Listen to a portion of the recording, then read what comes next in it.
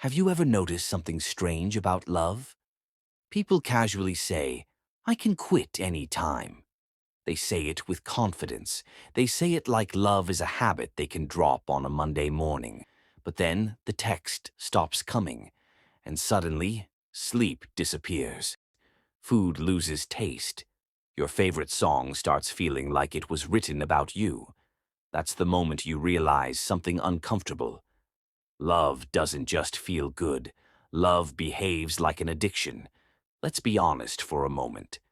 Love makes intelligent, logical, grown people behave in ways that don't make sense even to themselves. You check your phone even when you know there's no notification. You unlock it, lock it, unlock it again, just in case the universe changed its mind. You reread old messages like they're ancient scriptures holding secret meanings. You overanalyze a simple, like it's a life-altering statement. And the strangest part, this all feels normal. Nobody warns you that love doesn't enter your life quietly. It doesn't knock and ask permission. It walks in, rearranges your priorities, sits comfortably in your head, and slowly teaches your brain a new routine. Here's where psychology steps in. When you're in love, your brain releases dopamine, the same chemical involved in gambling, junk food cravings at 2 a.m., binge-watching shows you don't even like, and scrolling endlessly even though your eyes hurt. Dopamine doesn't say, this is good. Dopamine says, I want more of this. That's why love feels magical in the beginning. You wake up energetic. Music sounds better. Food tastes better. Even traffic feels less annoying. Even problems look manageable. Sometimes even cute. You don't fall in love with a person at first. You fall in love with how your brain feels around them. Your mind associates that person with pleasure, excitement, safety, and validation. And once that association is formed, your brain starts craving it again and again. Just like any addiction, tolerance builds. At first, a simple good morning text is enough to make your day. Then you want longer messages, then calls, then daily calls, then constant updates, then reassurance, then proof. Not because the other person changed, but because your brain wants a stronger dose. This is how love slowly turns into obsession, without announcing itself. You stop enjoying the connection and start chasing the feeling. Think about this carefully. Why does love hurt the most when it's uncertain?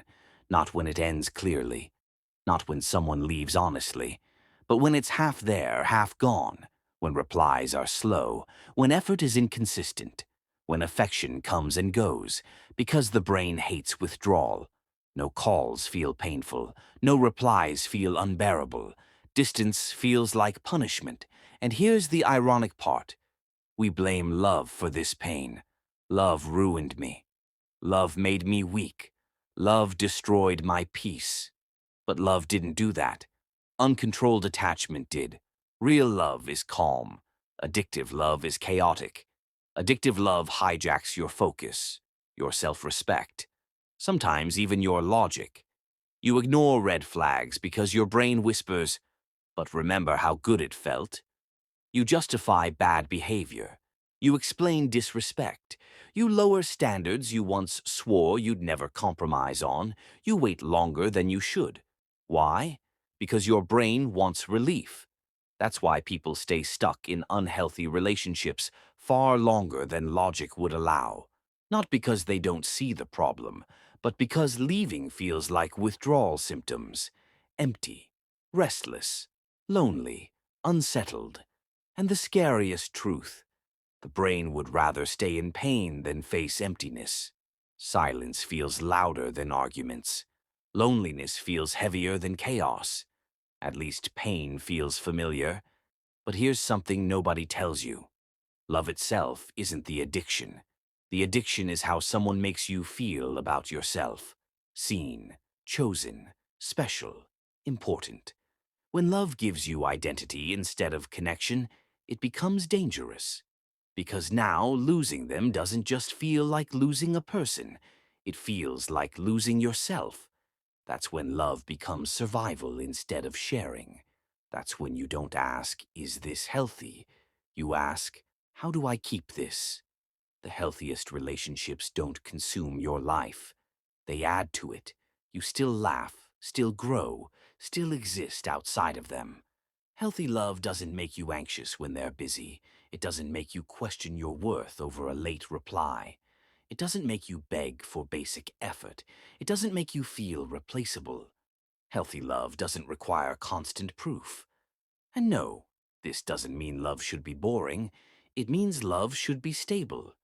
Butterflies are exciting, but peace lets you breathe. Now here's something important.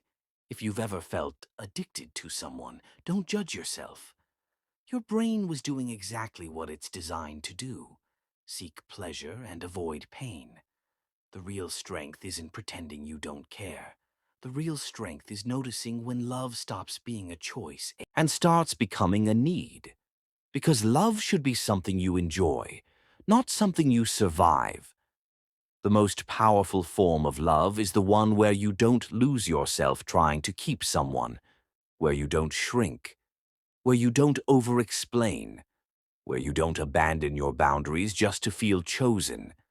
Love should feel like warmth, not anxiety, like safety, not confusion, like support, not dependency. And if you've been through addictive love before, it doesn't mean you're broken. It means you felt deeply. It means you attached honestly. It means you're human. The lesson isn't to stop loving. The lesson is to love without losing yourself. Because the right kind of love doesn't demand you disappear. It invites you to exist fully. And once you experience that, you'll never confuse chaos for passion again. If this made you think, or reminded you of someone, or explained something you couldn't put into words, then you already understand this addiction called love. And maybe now you're one step closer to choosing peace over craving.